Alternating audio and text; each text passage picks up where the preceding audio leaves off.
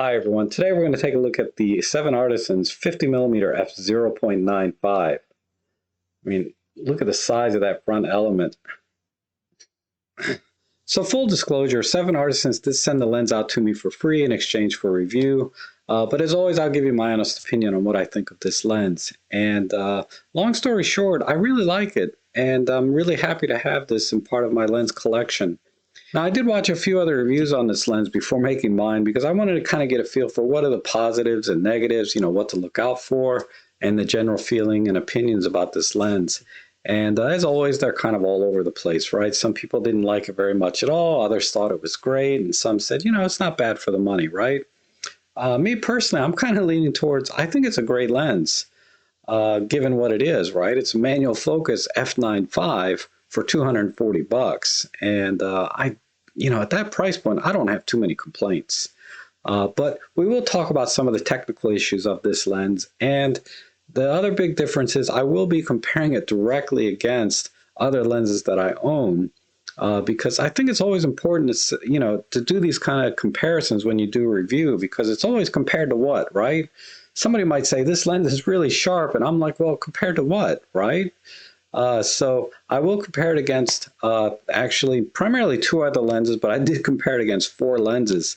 My 45mm f1.8 from Olympus, my 50mm vintage lens. This is the Olympus 50mm f1.8. I also wanted to see how it compared against the 14-150 kit lens because I really like this lens. And then also this vintage 50mm f1.4 Nikon. Because this is the fastest 50mm lens I have. And believe it or not, in the right conditions, the 7Artisans was the sharpest lens of them all. All right, so first let's talk about some of the physical characteristics of this lens. It's an all-metal build, and it's quite hefty at a little over 400 grams, and it feels really well made. I mean, I have no problems with the build quality. And the focusing ring itself is very smooth, as well as the aperture, which doesn't click, but that's okay. I thought it'd be a problem, but actually it's really not. I don't mind if it's smooth or if it's clickable. And the resistance is not bad. It's fair, but the focusing from infinity to minimum or vice versa is only about a quarter turn. See, I stop here and I stop here. So you don't have quite the precision when you're focusing, but I found actually after a few photo walks with this lens, I got a little muscle memory for it, and I really didn't have problem nailing focus most of the time.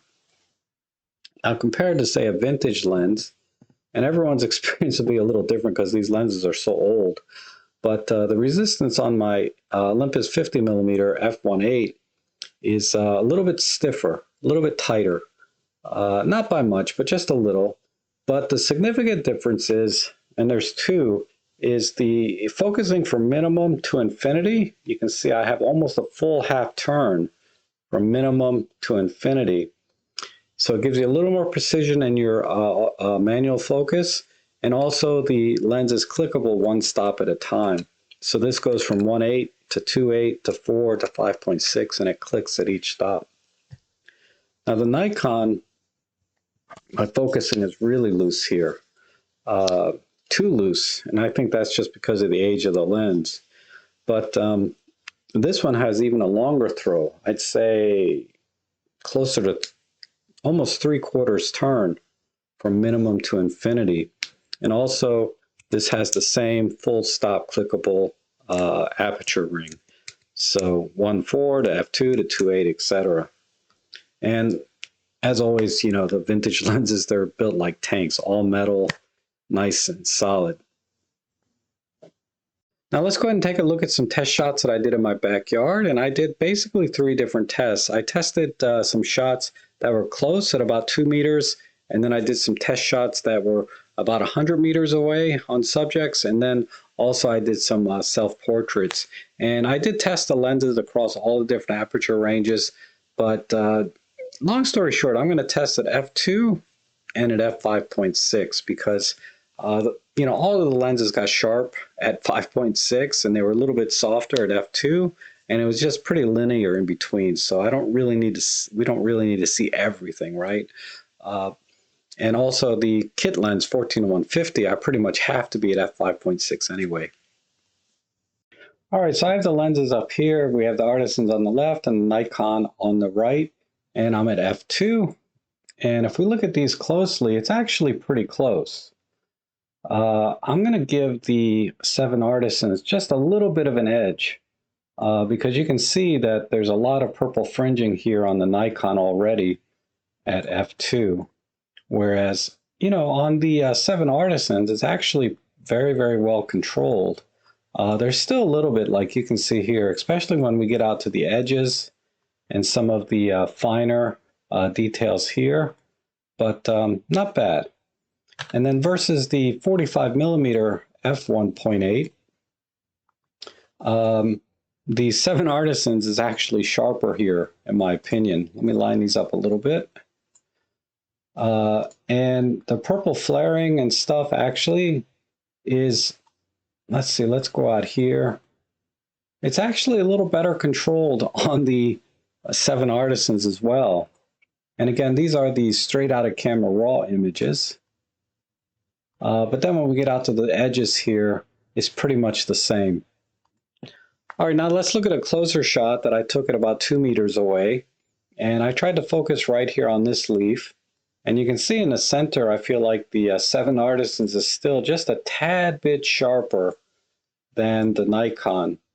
And if we go over to other parts of the image, this might be a depth of field issue here, but again, the 7Artisans seems to be holding up pretty well. Now let's go ahead and look at the comparison against the Olympus.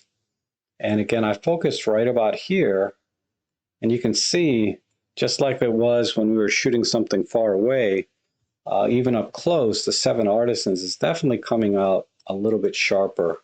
And if we go to these other corners here, no difference really when we get towards the edges. All right, now let's look at f5.6. We'll go into the center here. And at f5.6, they're pretty equal. Let's go up here into this ivy. And yeah, that looks pretty good, pretty equal. And then let's go out here and see if there's any purple fringing. And they both still have a little bit, but it's been minimized quite a bit. It's more purple on this side, and on this side, it's a little bit red, purple. But at f5.6, it's cleaned up pretty nicely, and they're both fairly sharp. Now, against the 45mm f1.8, again, I'd say these are about equal in terms of sharpness. The 45 looks like it has a little better contrast, and there's a slight white balance difference. Let's look at the purple fringing in the corners here. Wow. In the corner here, I feel like the 7Artisan looks a little bit sharper, but there's virtually no purple fringing on the Olympus lens anymore. And then we'll go out to this corner and see, yeah. This might be a slight depth of field difference because of the focal length, but I'll give a slight edge to the 7Artisans here. And now that we're at f5.6, I can throw in the 14-150 kit lens. And yeah, clearly the 7Artisans is sharper here. No question. And let's go up here. Yeah, as we move away from the center, you can see that the 14-150 just falls apart in terms of sharpness. How about this corner here? I mean, there's virtually no purple fringing on these Olympus lens, but it's just very, very soft at this point. Now, focusing a little closer versus the Nikon, we'll let that render. Again, I think the 7Artisans did a better job here in the center. And if we go out to the edges here, same story. The Artisans is sharper. Now let's look at the 45 f1.8 and go here to the center. And again, the 7Artisans is still sharper than the 45 when we're focused very close. Even here, and then let's go to the edge here. Yeah, we're still good. And then versus the 14 to 150, let that render. Yeah, same story. 7Artisans is still sharper there. And no question, when we get to the edges, you know, the 14 to 150 does kind of fall apart in terms of sharpness. All right, now let's look at the 7Artisans wide open at f.95 versus itself at f2. And you can see that there's a huge difference. The image is so much softer here at f.95 versus at f2. And if we go out to the edges, you know, this might be partially a depth of field, you know, error, but, you know, the purple fringing is all over the place, right? It's completely covering the limbs here. And then over here on this corner, there's no purple fringing because the contrast is not quite as strong, but definitely the lens is very, very soft at 0.95 when you're focusing at a distance. Now, what's kind of interesting is actually when we focus closer to something, say maybe only 2 meters away, and we do f9.5 versus f2, you can see that it's actually not bad. And I could probably just add a little sharpening in post to get it to look very much like it does at f2. And if we go over to this side, not bad. I mean, there's probably some depth of field differences here, clearly. Let's go to the other side. But in the center, yeah, definitely when we hit the plane of focus, it's actually not too bad when you're focusing only about 2 meters away.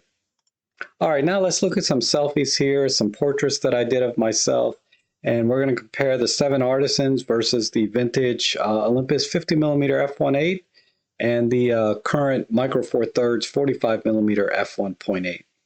All right, so here's the 7Artisans wide open at 0.95 versus itself at f1.4. And as you can see, I think the bokeh is actually very pleasing and very soft. There's a slight hint of swirliness towards the edges, but it's very modest compared to, say, when you're using this lens on an APS-C sensor, like a lot of the reviews that I saw. But let's go ahead and punch in and look very close here. And as you can see, that, I mean, other than the white balance issue, between 0.95 and f1.4, yeah, the 0.195 is a little soft, but it's still pretty sharp against the 1.4. All right, now here is the 7Artisans wide open versus the 45mm f1.8 wide open. And you can see there's definitely a difference in bokeh. I moved a little bit closer for the 45mm just to try to frame things the same. But let's go ahead and punch in. And you can see that I would say it's pretty even here. See if I can line this up a little better. I mean, there's a little bit of difference in lighting and white balance.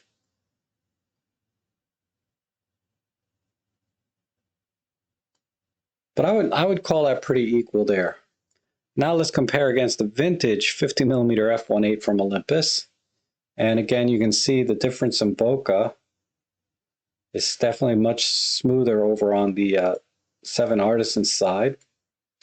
But again, I would give a slight edge here to the 7Artisans. And let me check my other eye. Yeah, it looks like I focused on this eye a little bit more. It was tough manually focusing and then doing a selfie, let me tell you. But yeah, pretty similar. Let's go up here. Yeah, the depth of field falls off really quick at 0.95. Look at that, my hair is already blurry. All right, now let's do a quick comparison at f2.8. So here's the 7Artisans and the 45mm f1.8. And you can see at this point, the 7Artisans is actually sharper than my 45 millimeter. I mean, you can see every pore and every eyelash with the 7Artisans. And let's check out the bokeh here. Very similar, I think, in terms of bokeh. Maybe a little smoother on the 45, but I really have no complaints about the bokeh on either lens at this point. All right, now here's the vintage 50 millimeter Olympus lens at f2.8. And this looks really good. I would say they're about equal at this point. So the vintage 50 millimeter f2.8 or f1.8 lens is pretty equal, though I'd still give a slight edge to the 7Artisans. Let's look at the bokeh here. Yeah, about the same. So good bokeh on both of these lenses. All right, finally, let's take a look at f5.6. And other than a little bit of an exposure difference, the 7Artisans is still definitely sharper at f5.6. I mean, you can see every eyelash very clearly. And let's look at the bokeh in the background. They're pretty good on both. It's actually a little smoother on the 7Artisans. And yeah, I'd have to give the bokeh on the 7Artisans just a little bit of an edge, if any. Now versus the vintage 50 millimeter Olympus lens. And just like at f2.8, I'd have to say these are pretty equal. I think they both came in pretty close. So I won't give say one is sharper than the other at this point. Let's look at the bokeh. Yeah, the bokeh is still nice and round here, but over here you can definitely see some very distinctive octagonal shapes on the vintage lens. So I don't know about you, but that surprised me that the 7Artisans was actually sharper than my Olympus 45 f1.8 on the portraits anyway, and sharper across the board, I think, on all the other images. I mean, this lens isn't without its problems. Like when you're shooting wide open at f9.5, close to infinity, like at 100 meters, yeah, this lens is really soft and virtually unusable. But at normal distances of like 1 meter to about 10 meters on my photo walks and a few times I took it out for my personal stuff, I found the lens to be very, very sharp when I nailed focus. And I have a couple of vlogs that you can watch if you want to see those photos. And I also have them on my Flickr and Instagram, etc. But yeah, it's a pretty good lens. But it does have a few other problems other than focusing near infinity wide open. So let's talk about those. All right, so this is one of the biggest problems with this lens, and that's when you focus on very bright, high contrast areas like this. And what's happening is that the white areas are bleeding into the black areas, making the image very, very soft. So it loses all of its contrast. I think they call this coma. But this happens fairly consistently when I'm shooting with this lens in very bright, very high contrast areas. Now let me show you one other issue that I ran into with this lens. Now looking at the bottom left, as I open and close the aperture from wide open to about f2, you can see the flaring coming in and out of the picture here. And this is the other problem with this lens. All right, let me just back up a second. I want to show you one more example here of how, very high contrast, bright areas, make the image very soft around the edges of the high contrast areas here. Like you can see where the sun's hitting the white patch on her forehead, how the white areas are bleeding right over into the black areas. But when I took another shot later, you can see that effect is virtually gone or very minimized. And this was also shot wide open at f9.5. So you can go to my Flickr page here. I'll put a link down below to these images. But I have a lot of pictures here from my photo walk that you can pixel peep and look at the shots that I took using this lens. In particular, I also have the portrait shots that I did for this video in here that you can pixel peep if you like.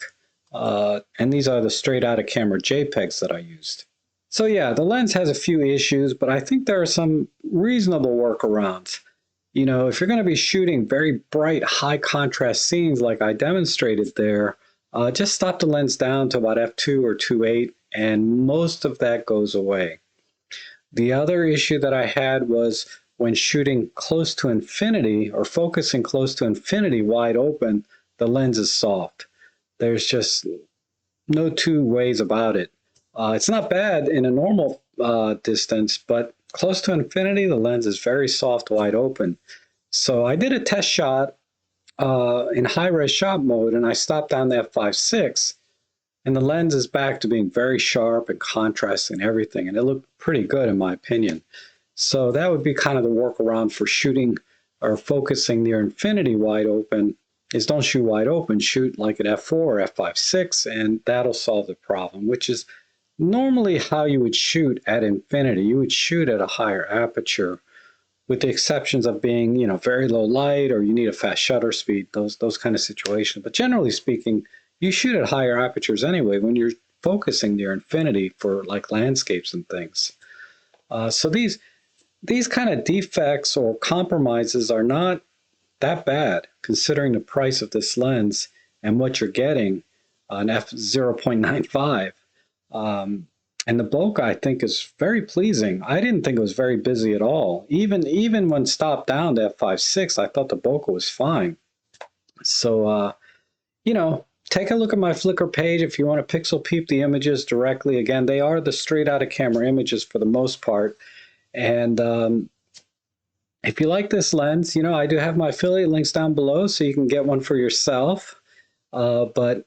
Hopefully you like these kind of videos. If you do, consider subscribing, hit the like button, maybe buy me a coffee. But either way, thanks for watching, and hopefully we'll see you again soon.